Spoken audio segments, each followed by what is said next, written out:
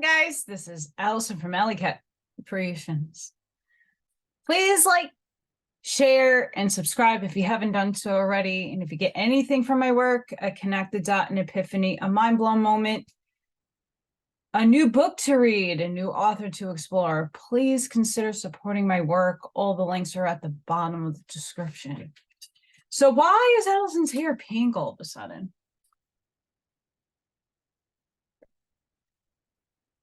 Yeah, I'm flexing.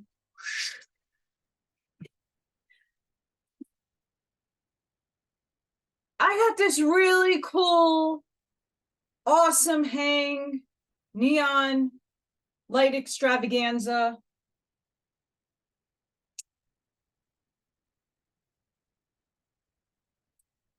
I love neon.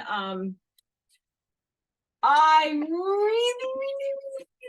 really wanted to get into neon light work. I learned how to do that.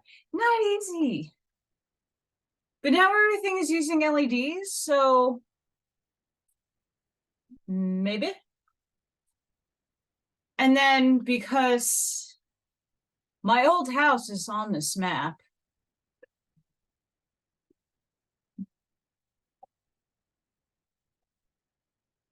this is the Stargate map from Ashiana Dean. She sells them.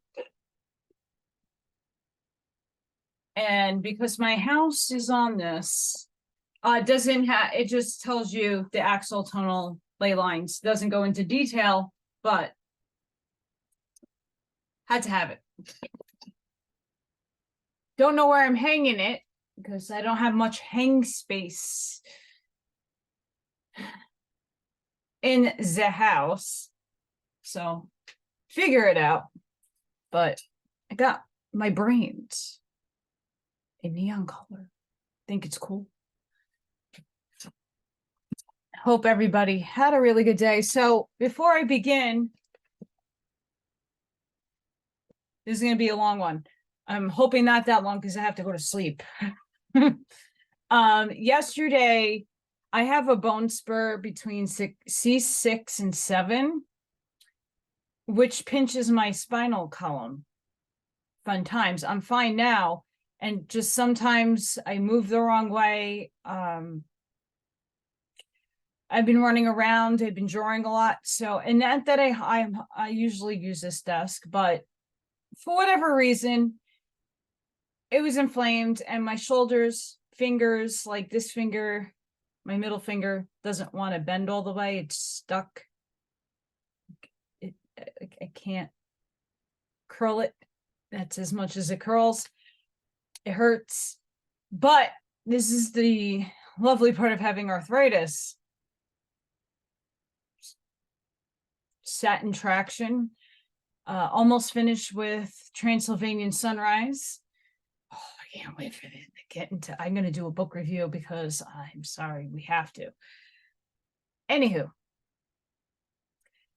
I'm disheveled because my buddy had a birthday on Friday, but we're celebrating tomorrow on We Not Me. So please be there. I'm going to be there in person, doing a lot behind the scenes, but I do make an appearance a few times, and you'll see me probably live. So hang on tight. A lot goes on. And right now, I just need to clear my mind and have a break, but I am a little disheveled. So I do apologize for my appearance. Anywho.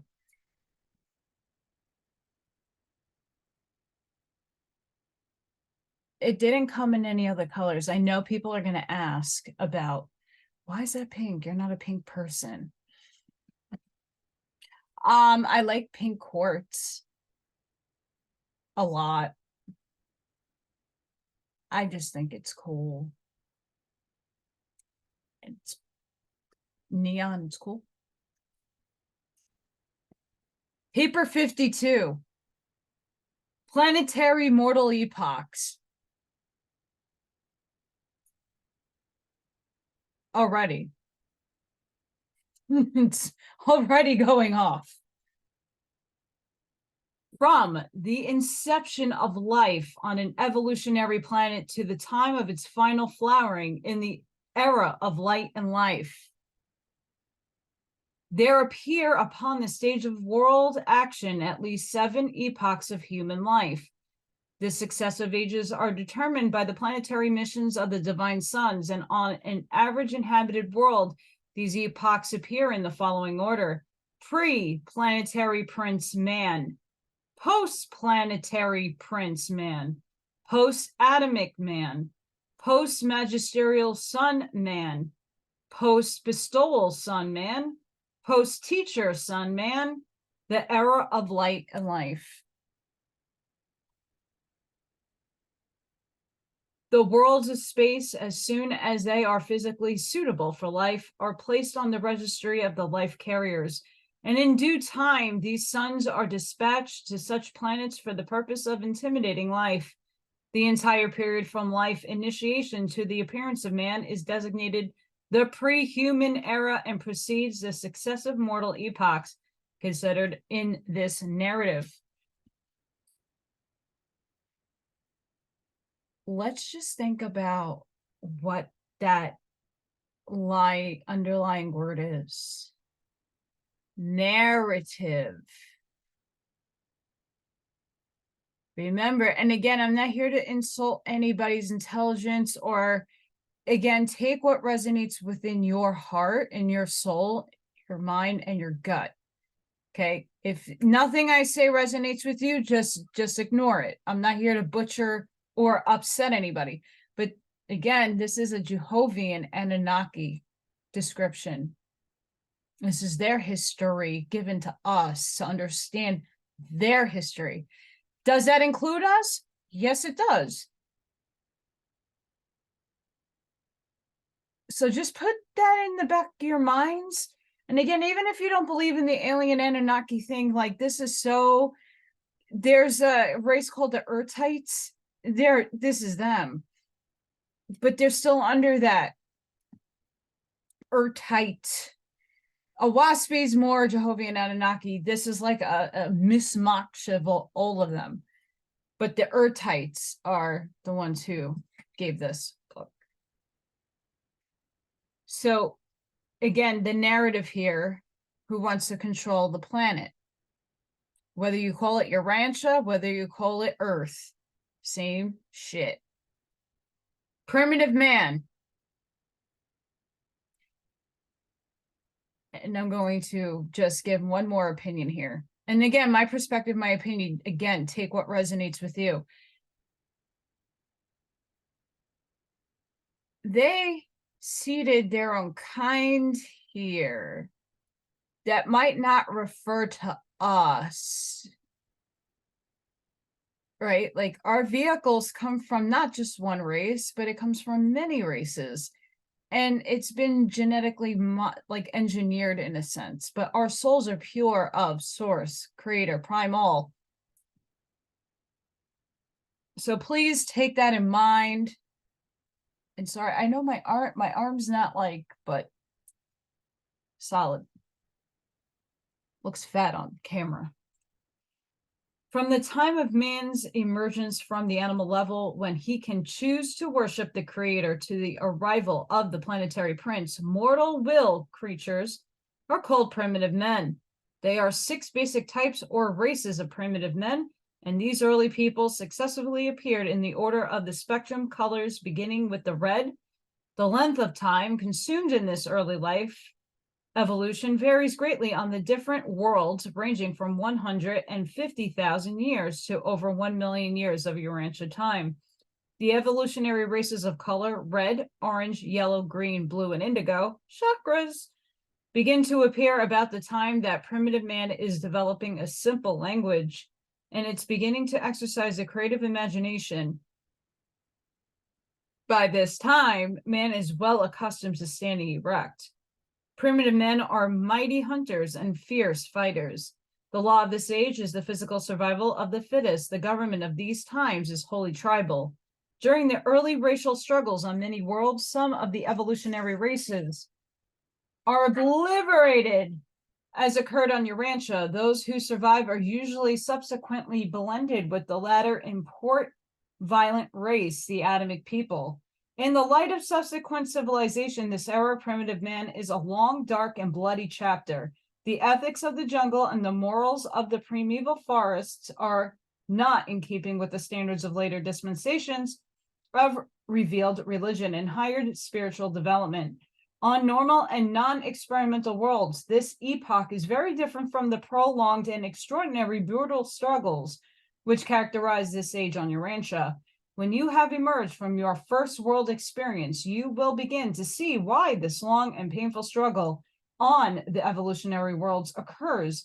And as you go forward in the paradise path, you will increasingly understand the wisdom of these apparently strange doings. But notwithstanding all the vicissitudes of the early ages of human emergence, the performances of primitive man represent a splendid, even a heroic chapter in the annals of an evolutionary world of time and space. Every evolutionary man is not a colorful creature. In general, these primitive mortals are cave dwellers or cliff residents. Cliff residents. Oh boy. They also build crude huts in the large trees before they acquire a high order of intelligence. The planets are sometimes overwhelmed with larger types of animals, but early in this era, mortals learn to kindle and maintain fire. And with the increase of inventive imagination and improvement in the tools, evolving man soon vanquishes the larger and more wieldy animals. The early races also make extensive use of the larger flying animals. These enormous birds are able to carry 1 or 2 average-sized men for a nonstop flight over 500 miles. On some planets, these birds are a great service since they possess a high order of intelligence, often being able to speak many words of the language of the realm. These birds are most intelligent, very obedient, and unbelievably affectionate. Some passenger birds have been long extinct on Urantia, but your early ancestors enjoyed their service. Half a second pause, not really half a second. If you've ever played World of Warcraft, again, Ethan Lucas and myself had this discussion. It was incredible. It's like the game World of Warcraft. You go on an animal, whether it be a griffin, a dragon, or some creature, and you fly around the realms. And that game is like a predictive of what possibly could happen.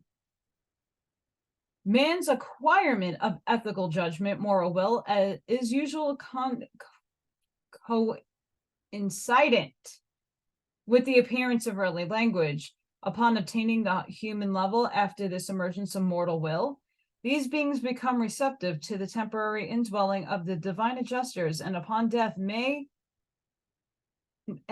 are duly elected as survivors and sealed by the archangels by subsequent resurrection and spirit fusion. The archangels always accompany the planetary princes, and dispensational adjudication of the realm is simultaneous with the prince's arrival. All mortals who are indwelt by the thought adjusters are potential worshippers. They have been lighted by the true light, and they possess capacity for seeking reciprocal contact with divinity. Nevertheless, the early or biologic religion of primitive man is largely a persistence of animal fear, coupled with ignorant awe and tribal superstition. The survival of superstition in the Urantia races is hardly complementary to your evolutionary development, nor compatible with your otherwise splendid achievements in material progress. But this early fear religion serves a very valuable purpose in subduing the fiery tempers of those primitive creatures. It is the forerunner of civilization and the soil for the subsequent planting of seeds of revealed religion by the planetary prince and his ministers. Within 100,000 years from the time man acquires erect posture, the planetary prince usually arrives, having been dispatched by the system sovereign upon the report of the life carriers that will is functioning, even though comparatively few individuals have thus developed. Primitive mortals usually welcome the planetary prince and his visible staff. In fact, they often look upon them with awe and reverence, almost with the worshipfulness, if they are not restrained. Post-planetary prince. With the arrival of the planetary prince, a new dispensation begins. Government appears on Earth, and the advanced tribal epoch is obtained. Great social strides are made during a few thousand years of this regime. Under normal conditions, mortals attain a high state of civilization during this age. They do not struggle so long in barbarism as did the Urantia races, but life on an inhabited world is so changed by rebellion that you can have little or no idea of such a regime on a normal planet. The average length of this dispensation is around 500,000 years, some longer, some shorter. During this era, the planet is established in circuits of the system, and a full quota of seraphic and other celestial helpers is assigned to its administration. The thought adjusters come in increasing numbers, and the seraphic guardians amplify their regime of mortal supervision. When the planetary prince arrives on a primitive world, the evolved religion of fear and ignorance prevails. The prince and his staff make the first revelations of higher truth and universe organization. These initial presentations of revealed religion are very simple, and they usually pertain to the affairs of the local system. Religion is wholly an evolutionary process prior to the arrival of the planetary prince. Subsequently, religion progresses by gradual revelation as well as by evolutionary growth.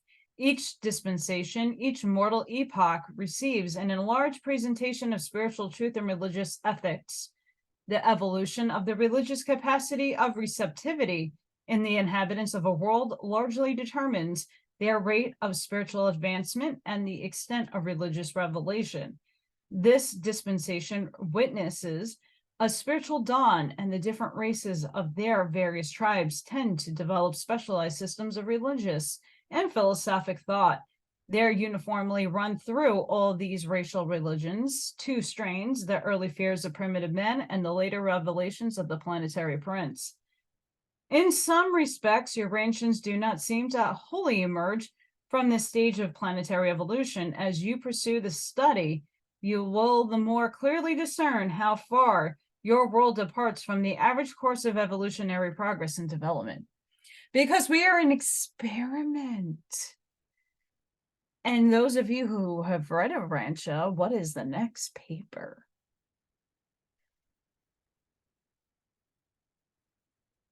Yep.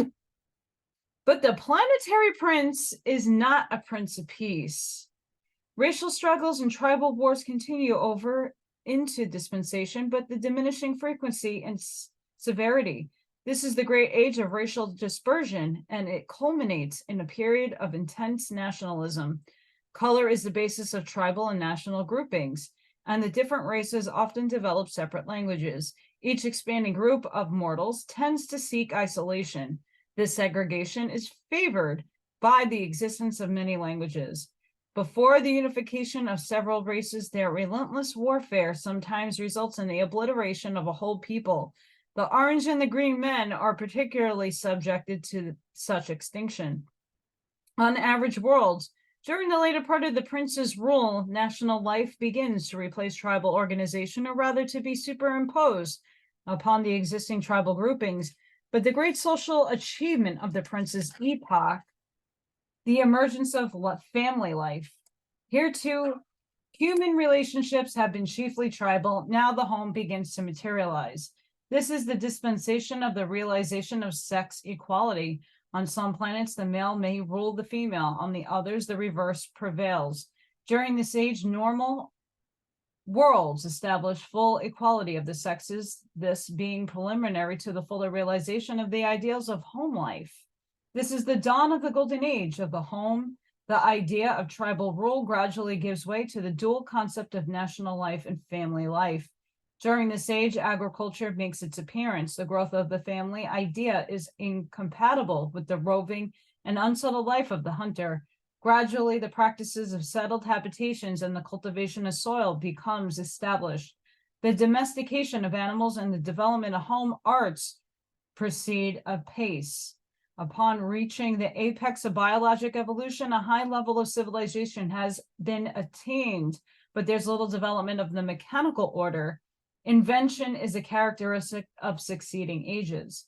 The races are purified and brought up to a high state of physical perfection and intellectual strength before the end of this era. The early development of a normal world is greatly helped by the plan of promoting the increase of the higher types of mortals with proportionate curtailment of the lower. And it is the failure of your early peoples to thus discriminate between these types of accounts for the presence of so many defective and degenerative individuals among the present-day Urantia races. One of the great achievements of the age of the prince is the restoration of the multiplication of mentally defective and socially unfit individuals. Long before the times of the arrival of the second sons, the Adams, most worlds seriously addresses themselves to the task of race purification, something which the Urantia peoples have not even yet seriously undertaken.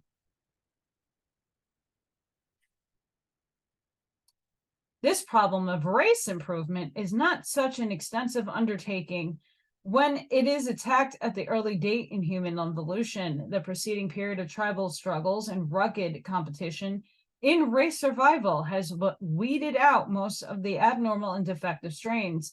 An idiot does not have much chance of survival in a primitive and warring tribal social organization. It is the full sentiment of your partially perfected civilizations that foster, protects, and perpetuates the hopelessly defective strains of evolutionary human stocks. Again, doesn't really sound so godly like and so positive, polarizing like.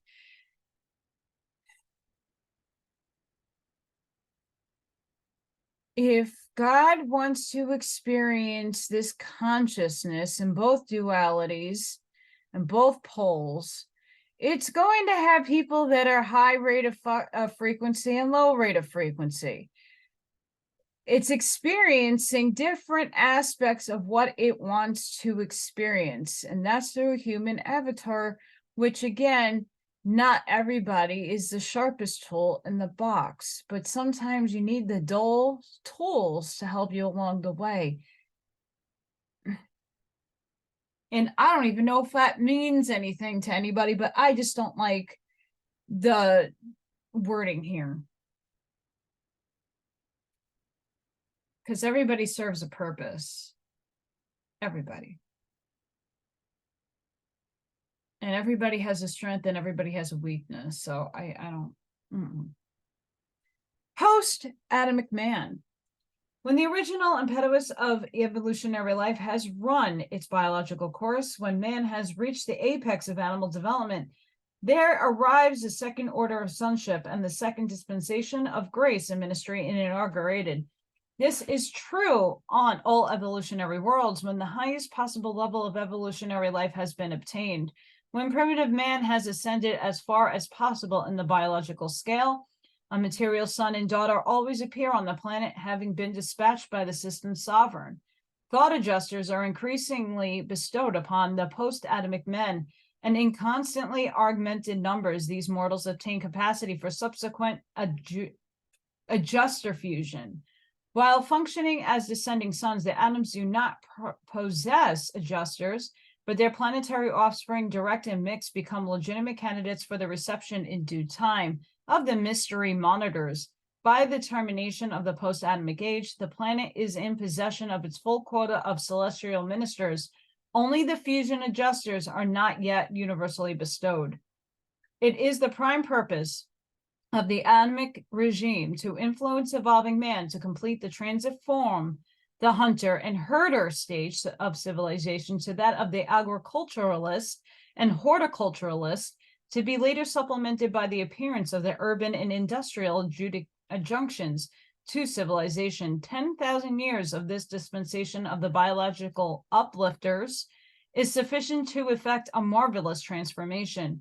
25,000 years of such an administration of the conjoint wisdom of the planetary prince and the material son, usually ripens the sphere for the advent of a magisterial sun. This age usually witnesses the completion of the elimination of the unfit and still further purification of the racial strains.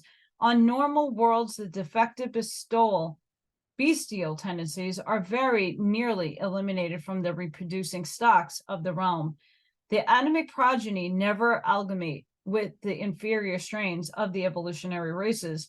Neither is it the divine plan for the planetary Adam or Eve to meet personally with the evolutionary peoples.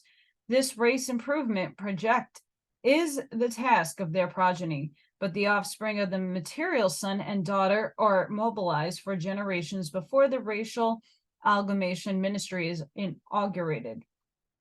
The result of the gift of the Adamic life plasm to the mortal races is an immediate upstepping of intellectual capacity and an acceleration in spiritual progress.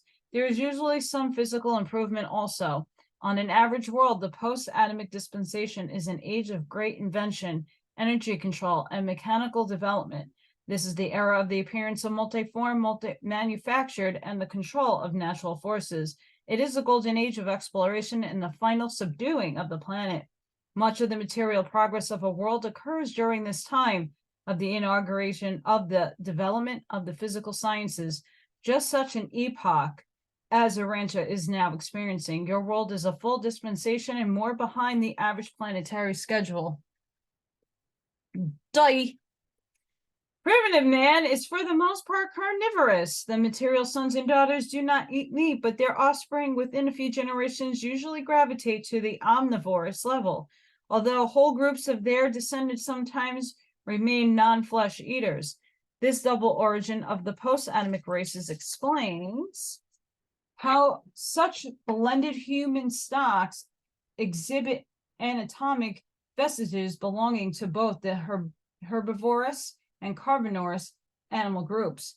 Within 10,000 years of racial amalgamation, the resultant stocks show varying degrees of atomic blend. Some strings carry more marks of the non-flesh eating ancestry, others exhibiting more of the disgusting traits and physical characteristics of their carnivorous evolutionary progenitors.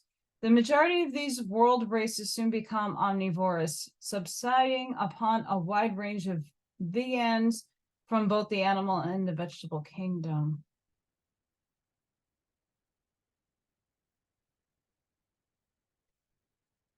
Once again, Source, the all, is experiencing this life through you. And everybody's body needs something different. Some people use supplements of the herbal type. Some take the pharmaceutical type. Some people eat meat. Some people only eat plants. It's all sentient. It's all of God's creative mind. It's a creation of God, the all. This pencil is a creation of God, believe it or not.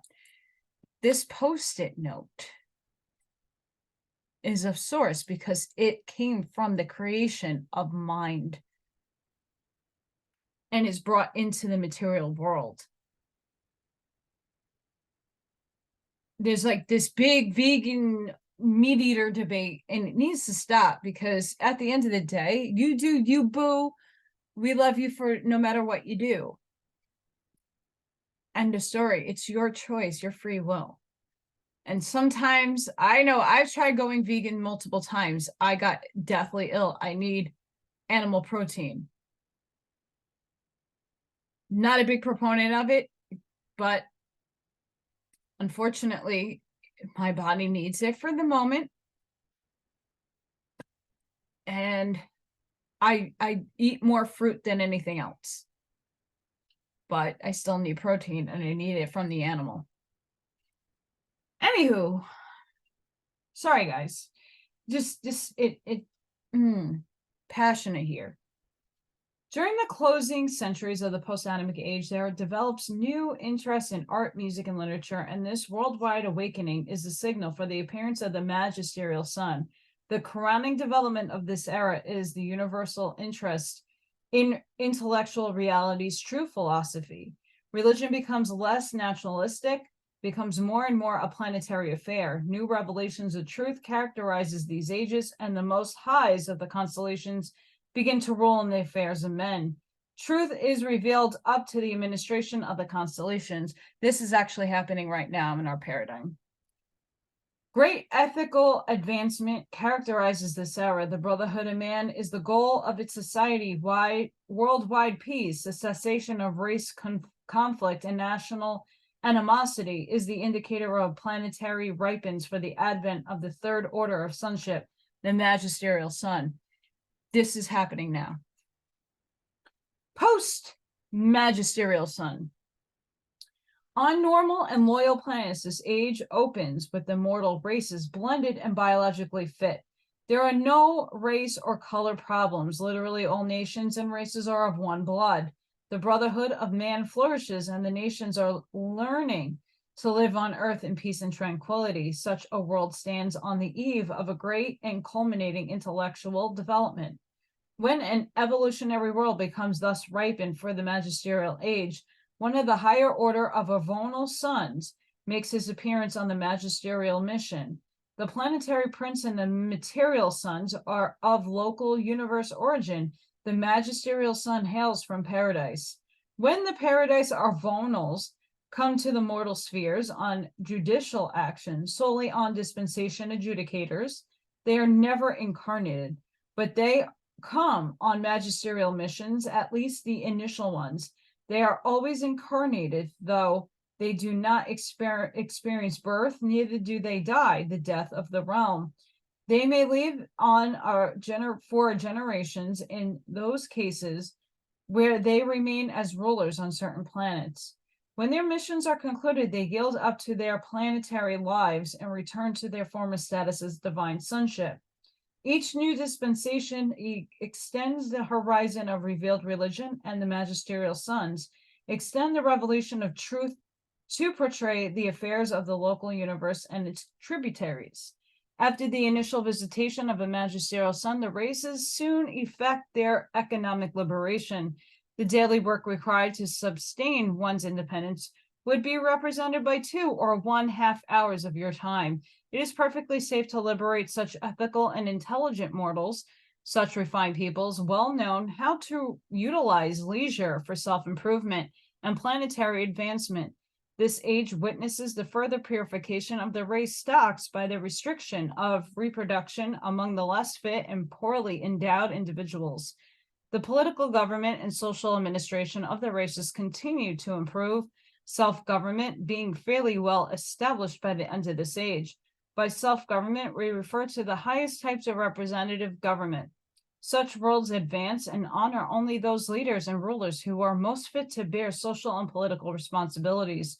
During the epoch, this majority of the world mortals are adjuster indwelt, but even yet the bestowal of divine monitors is not always universal. The adjusters of fusion destiny are not yet bestowed upon all planetary mortals. It is still necessary for the will creatures to choose the mystery monitors. During the closing ages of this dispensation, society begins to return to more simplified forms of living. The complex nature of an advancing civilization is running its course, and mortals are learning to live more naturally and effectively. And this trend increases with each succeeding epoch. This is the age of the flowering of art, music, and higher learning. The physical sciences have already reached their height of development. The termination of this age on an ideal world witnesses the fullness of great religious awakening, a worldwide spiritual enlightenment. And this extensive arousal of spiritual natures of the races is the signal for the arrival of the bestowal sun and for the inauguration of the fifth mortal epoch. On many worlds, it is developed that the planet is not made ready for a bestowal sun by one magisterial mission. In that event, there will be a second, even a succession of magisterial suns, each of whom will advance the races for one dispensation to another until the planet is made ready for the gift of the bestowal sun. On the second and subsequent mission, the magisterial suns may or may not be incarnated, but no matter how many magisterial suns may appear, and they may also come to such after the bestowal sun, The advent, each one marks the end of one dispensation and the beginning of another. These dispensations of the magisterial sons cover anywhere from 25,000 to 50,000 years of Urantia time. Sometimes such an epoch is much shorter and in rare instances even longer. But in the fullness of time, one of these magisterial sons will be born as the paradise bestowal son. Post-bestowal son man. When a certain standard of intellectual and spiritual development is obtained on an inhabited world, a paradise bestowal son always arrives. On normal worlds, he does not appear in the flesh until the races have ascended to the highest levels of intellectual development and ethical attainment. But on Urantia, the bestowal son, even your own creator son, appeared at the close of the Adamic dispensation, but that is not the usual order of events on worlds of space. When the worlds have become ripe for spiritualization, the bestowal son arrives. These sons always belong to the magisterial or avonal order, except in that case, once in each local universe, when the creator son prepares for his terminal bestowal on some evolutionary world, as occurred when Michael of Nebadon appeared on Urantia to bestow himself upon your mortal race. Only one world is in near 10 million can enjoy such a gift. All other worlds are spiritually advanced by bestowal of a paradise son of the avonal order. The bestowal son arrives on a world of higher educational culture and encounters a race spiritually trained and prepared to assimilate advanced teachings and to appreciate the bestowal mission. This is an age characterized by the worldwide pursuit of moral culture and spiritual truth. The mortal passion of this dispensation is the penetration of cosmic reality and communion with the spiritual reality. The revelations of truth are extended to include the super universe. Entirely new systems of education and government grow up to supplement the crude regimes of former times. The joy of living takes on new color, and the reactions of life are exalted to heavenly heights of tone and timbre. The bestowal son lives and dies for the spiritual uplift of the mortal races of the world. He establishes the new and living way. His life is an incarnation of paradise truth in mortal flesh. This very truth, even the spirit of truth, in the knowledge of which men shall be free. On Urantia, the establishment of this new and living way was a matter of fact as well as a truth. The isolation of Urantia in the Lucifer Rebellion had suspended the procedure whereby mortals can pass upon death directly to the shores of the mansion worlds. Before the days of Christ Michael on Urantia, all souls slept on until the dispensational or special millennium resurrections. Even Moses was not permitted to go over to the other side until the occasion of a special resurrection. The fallen planetary prince, Caligastia, contesting such a deliverance, but ever since the day of Pentecost, Urantia mortals again may proceed directly to the Urantia spheres. Upon the resurrection of a bestowal son on the third day after yielding up his incarnated life, he ascends to the right hand of the Universal Father, receives the assurance of the acceptance of a bestowal mission, and returns to the Creator Son at the headquarters of the local universe. Thereupon the bestowal avonal and the Creator Michael send their joint spirit, the Spirit of Truth, into the bestowal world. This is the occasion when the spirit of the triumphant Son is poured out upon all flesh. The universe mother spirit also participates in the bestowal of the Spirit of Truth, and concomitant therewith there issues the bestowal edict of the thought adjusters. Thereafter, all normal-minded will creatures of that world will receive adjusters as soon as they obtain the age of moral responsibility of spiritual choice. If such a bestowal avonal should return to a world after the bestowal mission, he would not incarnate, but would come in the glory with the seraphic hosts. The post-bestowal son age may extend from 10,000 to 100,000 years. There is no arbitrary time allotted to any of these dispensational eras. This is a time of great ethical and spiritual progress under the spiritual influence of these ages. human character undergoes tremendous transformations and experiences phenomenal development. It becomes possible to put the golden rule in practical operation. The teachings of Jesus are really applicable to a mortal world, which has the preliminary training of the pre-bestowal sons with their dispensations of character and ennoblement and cultural augmentation. During this era, the problems of disease and delinquency are virtually solved. Degeneracy has already been largely eliminated by selective reproduction. Disease has been practically mastered through the high resistant qualities of atomic strands and by the intellect and intelligent and worldwide application of discoveries of the physical sciences of preceding ages. The average length of life during this period climbs well above the equivalent of 300 years of Urantia time. Throughout this epoch, there are gradual lessening of governmental supervision. True self-government is beginning to function. Fewer and fewer restricted laws are necessary. The military branches of nation resistance are passing away. The era of international harmony is really arriving. There are many nations mostly determined by land distribution, but only one race, one language, and one religion. Mortal affairs are almost, but not quite, utopian. This truly is a great and glorious age. Urantia's post-bestowal age. The bestowal son is the Prince of Peace. He arrives with the message, peace on earth and good will among men. On normal worlds, this is a dispensation of worldwide peace. The nations no more learn war. But such solitary influences did not attend the coming of your bestowal son, Christ Michael. Urantia is not proceeding in the normal order. Your world is not out of step in the planetary procession. Your master, when on earth, warned his disciples that his advent would not bring the usual reign of peace on Urantia. He distinctly told them that there would be wars and rumors of wars, and that nation would rise against nation. And another time he said, think not that I come to bring peace upon earth. Even on normal evolutionary worlds, the realization of the worldwide brotherhood of men is not an easy accomplishment.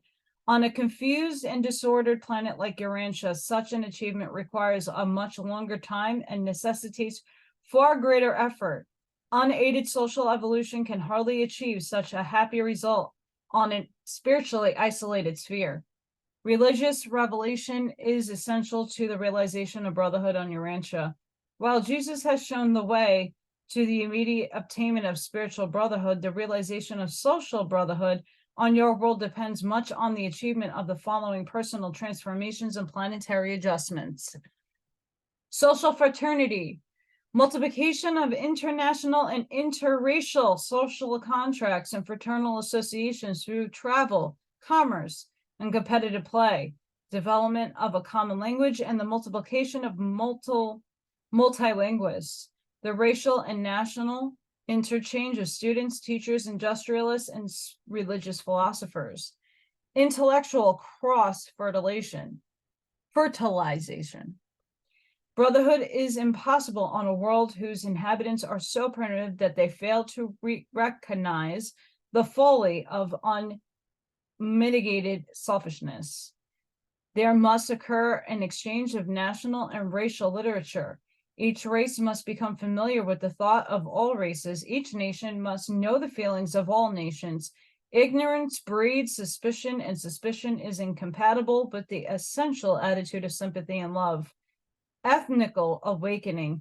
Only ethical consciousness can unmask the immortality of human intolerance and the sinfulness of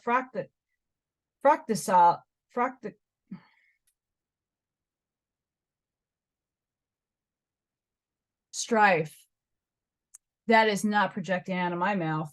Only a moral conscious can condemn the evils of national envy and racial jealousy. Only moral beings will ever seek for that spiritual insight which is essential to living the golden rule. Political wisdom, emotional maturity is essential to self-control. Only emotional maturity will ensure the substitution in international techniques of civilized adjudication for the barbarous arborament of war. Wise statements will sometimes work for the welfare of humanity, even while they strive to promote the interests of their national or racial groups. Selfish political sagacity is ultimately suicidal, destructive of all these enduring qualities which ensure planetary group survival. Spiritual insight. The brotherhood of man is, after all, predicted on the recognition of the fatherhood of God. The quickest way to realize the brotherhood of man on Urantia is to effect the spiritual transformation of present-day humanity. The only technique for accelerating the natural trend of social evolution is that of applying spiritual pressure from above, thus augmenting moral insight while enhancing the soul capacity of every mortal to understand love and every other mortal. Mutual understanding and fraternal love are transcendent civilizers and might factors in with the worldwide realization of brotherhood of man. If you could be transplanted from your backward and confused world to some normal planet now in the pre-bestowal sun age, you would think you have translated to the heaven of your traditions. You would hardly believe that you were observing the normal evolutionary working of a mortal sphere of human habitation. These worlds are in the spiritual circuits of their realm, and they enjoy all the advantages of the universe broadcasts and the reflectivity of services of the super universe. Host, teacher, son, man. I don't know why they say it like that. They say it says son, man.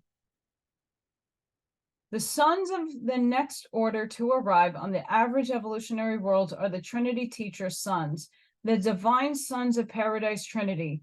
Again, we find Urantia out of step with its sister spheres, and that your Jesus has promised to return. That promise he will certainly fulfill, but no one knows whether his second coming will precede or follow the appearance of magisterial or teacher sons on Urantia. The teacher sons come in groups to the spiritualizing worlds. A planetary teacher sun is assisted and supported by 70 primary sons, 12 secondary sons, and 3 of the highest and most experienced of the supreme order of Dynals. This corpse will remain for some time on the world, long enough to effect transition from the evolutionary ages to the era of light and life. Not less than 1,000 years of planetary time, and often considerably longer. This mission is a Trinity contribution to the antecedent efforts of all the divine personalities who have ministered to an inhabited world. The revelation of truth is now extended to the central universe and to paradise. The races are becoming highly spiritual. A great people has evolved, and a great age is approaching. The educational, economic, and administrative systems of the planet are undergoing radical transformations. New values and relationships are being established. The kingdom of heaven is appearing on earth, and the glory of God is being shed abroad in the world. This is the dispensation when many mortals are translated from among the living. As the era of Trinity teacher sons progress, the spiritual allegiance of the mortals of time becomes more and more universal. Natural death becomes less frequent as the adjusters increasing fuse with their subjects during the lifetime in the flesh. The planet eventually is classed as of the primary modified order of mortal ascension. Life during this era is pleasant and profitable. Degeneracy and antisocial end products of long evolutionary struggle have been virtually obliterated. The length of life approaches 500 Urantia years, and the reproductive rate of racial increase is intellectually controlled. An entirely new order of society has arrived. There are still great differences among mortals, but the state of society more nearly approaches the ideas of social brotherhood and spiritual equality. Representative government is vanishing, and the world is passing under the rule of individual self-control. The function of government is chiefly directed to collective tasks of social administration and economic coordination. The golden age is coming on apace. The temporal goal of a long and intense planetary evolutionary struggle is in sight. The reward of the ages is soon to be realized. The wisdom of the gods is about to be manifested. The physical administration of a world during this age requires about 1 hour each day on the part of every adult individual. That is the equivalent of 1 Urantia hour. The planet is in close touch with the universe affairs, and its people scan the latest broadcasts with the same keen interest you now manifest in the latest editions of your daily newspapers. These races are occupied with 1,000 things of interest unknown on your world. Increasingly true planetary allegiance to the Supreme Being grows. Generation after generation, more and more of the race step up into line with those who practice justice and live mercy. Slowly but surely, the world is being won to the joyous service of the sons of God. The physical difficulties and material problems have been largely solved. The planet is ripening for the advanced life and a more settled existence. From time to time throughout their dispensations, teachers' sons continue to come to these peaceful worlds. They do not leave our worlds until they observe the evolutionary plan as it concerns the planet. It's working smoothly. A magisterial son of judgment usually accompanies the teacher's sons on their successive missions, while another such son functions at the time of their departure. And these judicial actions continue from age to age throughout the duration of the mortal regime of time and space. Each reoccurring mission of Trinity teacher son successfully exalts such a supernal world to ever ascending heights of wisdom, spirituality, and cosmic illumination. But the noble natives of such a sphere are still finite and mortal. Nothing is perfect. Nevertheless, there is evolving a quality of near perfection in the operation of an imperfect world and in the lives of its human inhabitants. The Trinity teacher sons may return many times to the same world, but the sooner or later, in connection with the termination of one of their missions, the planetary prince is elevated to the position of planetary sovereign, and the cistern sovereign appears to proclaim the entrance of such a world upon the era of life and light. It was of the conclusion of the terminal mission of the teacher's sons, at least that would be chronologically on a normal world, that John wrote, quote, I saw a new heaven and a new earth, and that new Jerusalem coming down from God out of heaven, prepared as a prince's adorned for the prince. This is the same renovated earth, the advanced planetary stage that the olden seer envisioned when he wrote, for as the new heavens and the new earth, which I will make, shall remain before me, so shall you and your children survive, and it shall come to pass that from one new moon to another, and from one Sabbath to another, all flesh shall come to worship before me, says the Lord. It is the mortals of such an age who are described as chosen generation, a royal priesthood, a holy nation, an exalted people, and who shall show forth the praises of him who has called you out of darkness into the marvelous light. And here we are, folks. No matter what the special nature, natural history of an individual planet may be, no difference whether a realm has been wholly loyal, tainted with evil, or cursed by sin. No matter what the antecedents may be, sooner or later, the grace of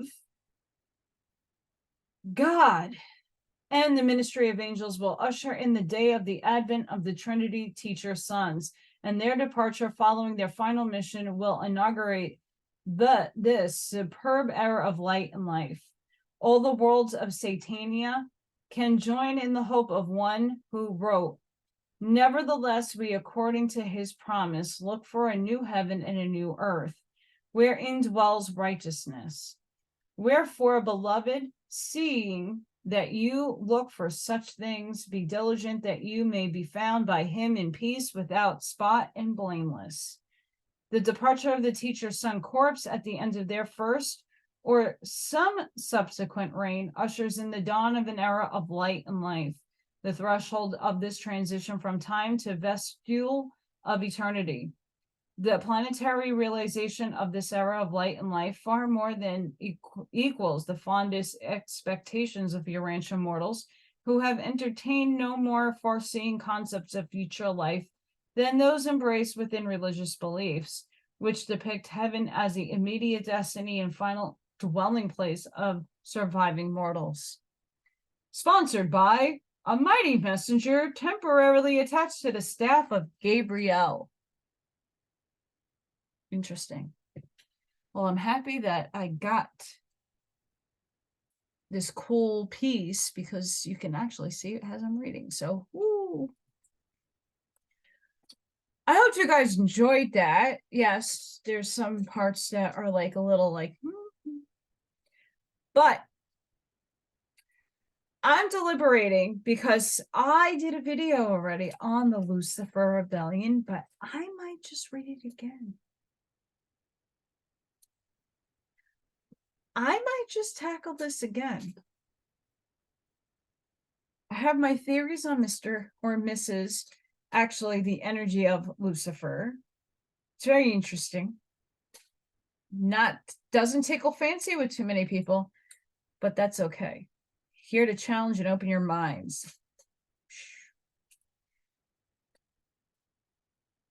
So I hope you guys enjoyed that. Sorry, it went really quick. It's a lot. I wanted to get this out there, but I also have a really, really, really long day tomorrow for good reasons. But yes, I did see a denture place, a discount oh, I don't know if it's called that, but it's like a place where you can get dentures done. I'm gonna look into that. I need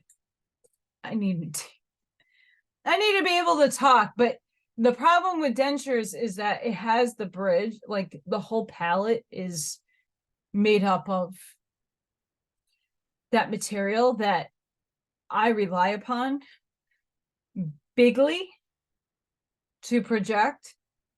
So I had a retainer when I had braces and I could barely speak. It was really, really, really, really bad.